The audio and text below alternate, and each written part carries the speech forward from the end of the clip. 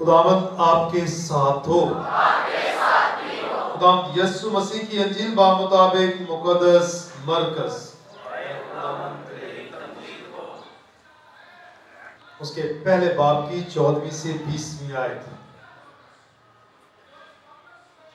اس وقت یوحنا کی گرفتاری کے بعد یسوع جلیل میں آیا اور خدا کی بادشاہی کی خوشخبری کی منادی کی اور کہا وقت پورا ہوا اور خدا کی بادشاہی نزدیک آ گئی ہے، توبہ کرو اور انجیل پر ایمان لاؤ۔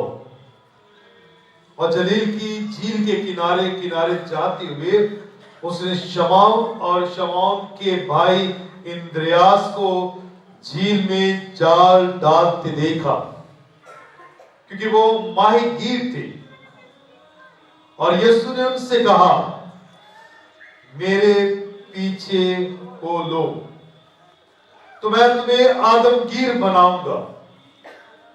اور وہ وہیں اپنے جالوں کو چھوڑ کر اس کے پیچھے ہو لیے، اور وہاں سے تھوڑی دور آگے بڑھ کر اس نے یعقوب بن زبدی اور اس کے بھائی یوحنا کو بھی کشتی پر دیکھا جو جالوں کی مرمت کرتے تھے۔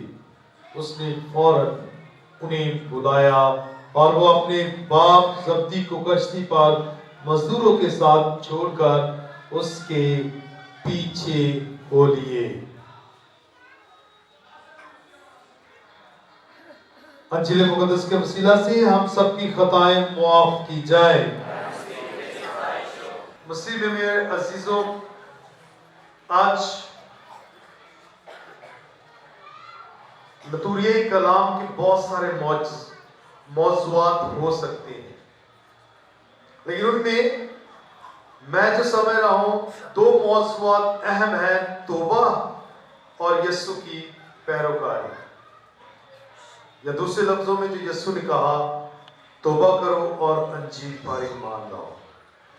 توبہ اور یسوع کی شاگردیت، یسوع پر ایمان رکھنا، اس کو ہم ایک لفظ میں پروکش پیش کر سکتے ہیں، وہ ہے مسیحی تربیت یا ایمانی تربیت۔ ایمانی تربیت کو ہم ذرا دیکھ لیں۔ اس کے لیے تھوڑا سا ہم پچھلے اتوار کی تلاوتوں کو ذرا دیکھ لیں، کیونکہ پچھلے اتوار مسیح خداوند جو ہے وہاں سے گزرتا ہے تو یوحنا اصطباغی اسے دیکھ کر اپنے شاگردوں کو کہتا ہے کہ وہ دیکھو خدا کا برہ، اور وہ شاگرد جو ہے وہ یوحنا کو چھوڑ کر یسوع کے پیچھے پیچھے چلتے ہیں، اور یسوع مڑ کر ان سے پوچھتا ہے کہ تم کسے ڈھونڈتے ہو، تم کیا ڈھونڈتے ہو؟ تو انہوں نے اس سے کہا کہ تو کہاں رہتا ہے، تو کہاں رہتا ہے؟ اور انہوں نے یسوع نے کہا آؤ دیکھ لو گے۔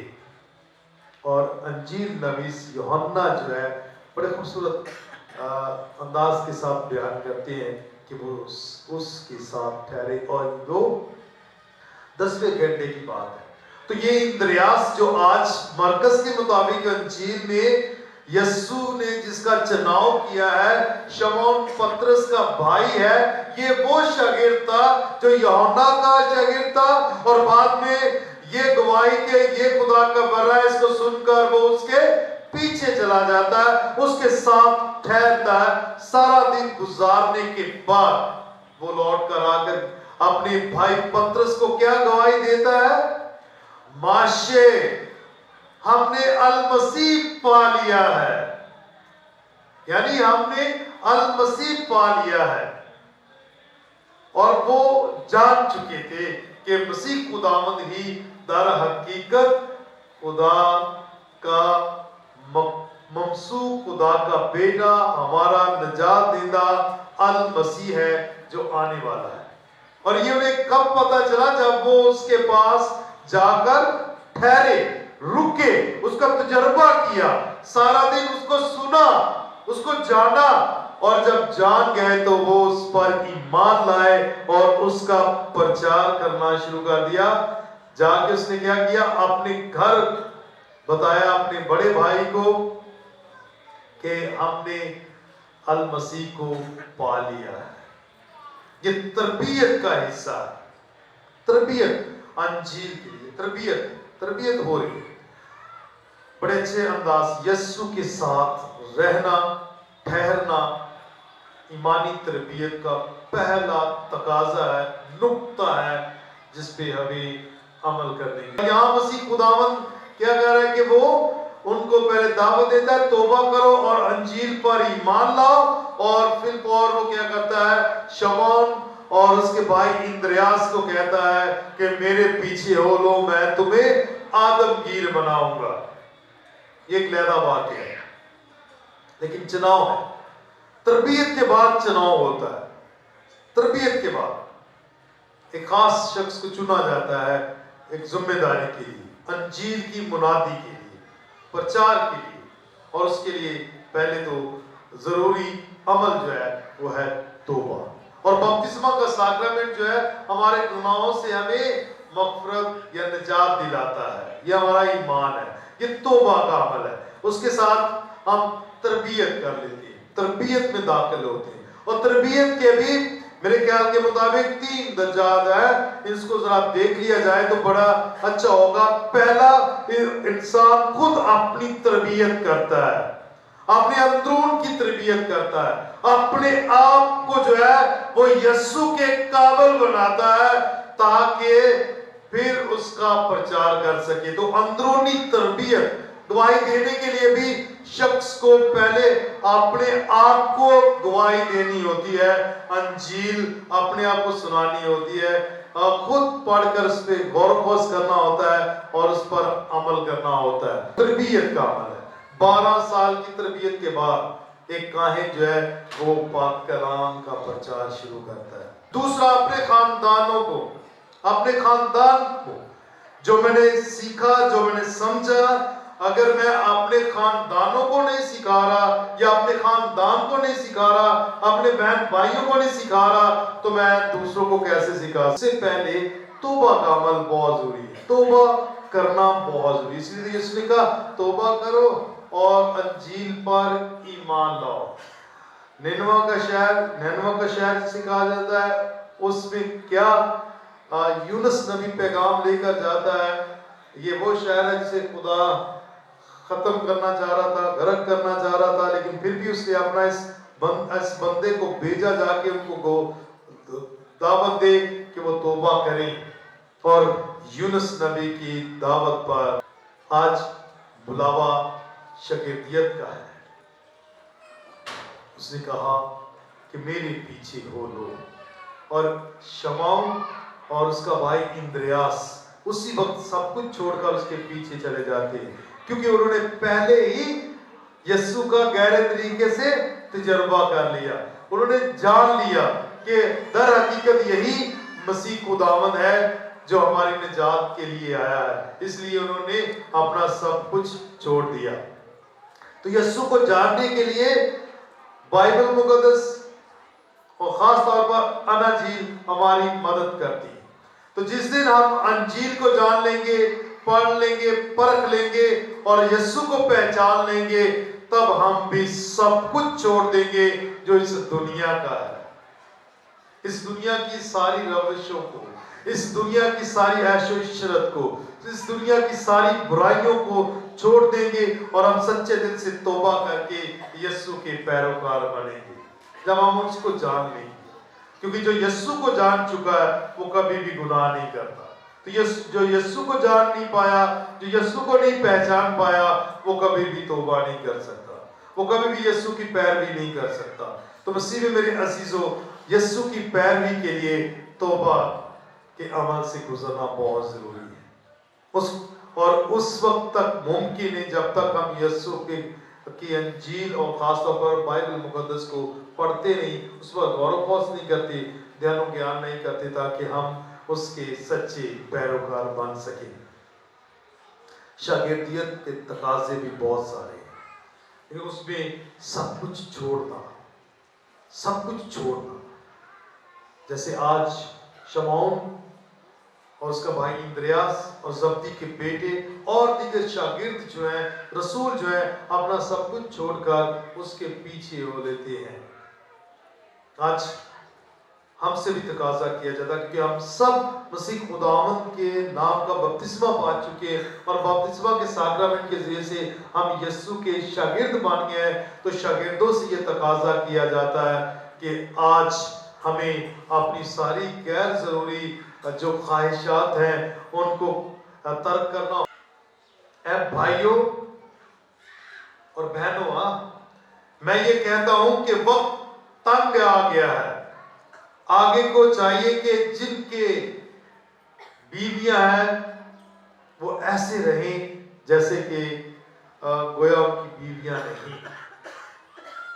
कहने से मुराद कि भाई अपनी जिंदगी और अज़दवाजी जिंदगी इस अंदाज से गुजारें कि आप यीशु के लिए जी रहे हो। लेकिन यहाँ पौलुस रसूल कुरिन्थस की कलीसिया के जरिए हमें भी पैगाम दे रहा है, भाई ऐसे गोया कारोबार में तो ऐसे रहो गोया के कारोबार तुम इस दुनिया के नहीं हो, क्योंकि ये इस दुनिया की शक्ल बदलती रहती है, ये कारोबार बदलते रहते हैं, ये कारोबार मुस्तकिल नहीं है, ये दुनिया भी मुस्तकिल नहीं है, हमारी जिंदगी भी मुस्तकिल नहीं है। और जो मुस्तकिल बना सकता है, जो हमेशा की बना सकता है, वो खुदावंद यीशु मसीह है। उसको हमें पहला दर्जा देना चाहिए, जो खुद कह रहा है कि भाई मेरे पीछे हो लो, मैं तुम्हें आदमगीर बनाऊंगा, आदमगीर बनाऊंगा। उसकी पैरवी करने के लिए मेरे ख्याल के मुताबिक जरूरी क्या, अब इस दुनिया के ना हो बल्कि यीशु के होकर जिए, यीशु के होकर जिए। ये हमारी बुलाहट है। इसलिए हम बपतिस्मा का साक्रामेंट हासिल करके मखसूस किए गए हैं कि हम इसका प्रचार करें, यीशु के होकर रहें। पौलुस रसूल के साथ वो अल्फाज दोहराए कि अब मैं ना रहा, मसीह मुझ में जिंदा है। जब मसीह मुझ में जिंदा है तो बुरी रवशें कहां से जन्म लेती है, वो तो नहीं जन्म ले सकती, क्योंकि मसीह मुझ में जिंदा है। तो जिसमें मसीह जिंदा है, जिसमें मसीह मौजूद है, तो वो तो प्रचार करेगा अंजील का और बादशाह का। क्योंकि शागिर्द जो लफ्ज शागिर्द है ना, मैं हमेशा दोहराता रहता हूं, अगर इशाया नबी का सहीफा पढ़े तो उसके मुताबिक शागिर्द जो है अपने उस्ताद का अक्स होता है। और अक्स जो है, जैसे हम आईना देखते हैं तो उसमें हमारा अक्स नजर आता है, वही तस्वीर नजर आती है, वही चेहरा नजर आता है। तो हम यीशु पर ईमान रखते हैं, यीशु के पैरोकार हैं, यीशु से प्यार करने वाले हैं, यीशु पर ईमान रखने वाले हैं, जो हमारा हकीकी उस्ताद है। तो जब हम उसके पैरोकार हैं, उसके शागिर्द हैं, तो हम में किसका चेहरा नजर आना चाहिए? मसीह खुदावंद। इसलिए तो पौलुस रसूल फिलिप्पियों की कलीसिया को भी लिख देते हैं, बस तुम्हारा मजाज ऐसा हो जैसा मसीह यीशु का है। और मसीह यीशु का मजाज क्या है? वो आज कह रहा है तौबा करो और अंजील पर ईमान लाओ। मसीह यीशु का मजाज क्या है? वो कहता है कि मैं इसलिए आया हूं कि अपने भेजने वाले की मर्जी को पूरा करो। यीशु का मजाज कैसा है कि उसने अपना बदन और खून हमारे लिए कुर्बान कर दिया। यीशु का मजाज कैसा है कि जिन्होंने उसे सलीब पर चढ़ा दिया उन्हें भी माफ कर दिया है, बाप इन्हें माफ कर क्योंकि ये नहीं जानते।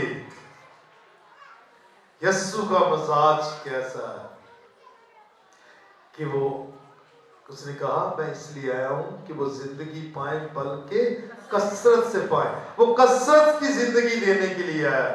तो मसीह में मेरे अजीजों, हम यीशु के होकर, उसके पैरोकार होकर, उसके शागिर्द होकर, उसके मसीह और बेटे और बेटियां होकर, क्या मुझ में वो मजाज नजर आता है जिसका यीशु आज आपसे और मुझसे तकाजा करता है? आइए इन बातों पर गौर व फौज करें और अपने अच्छे अमाल से खुदा की बादशाही को कायम करें और उसका प्रचार अल्फाजों से اپنے اعمال سے اور اپنی خاندانی زندگی سے اور اپنی کلیسیائی زندگی سے کرتے رہیں تاکہ اس کی بادشاہت قائم ہوتی رہے۔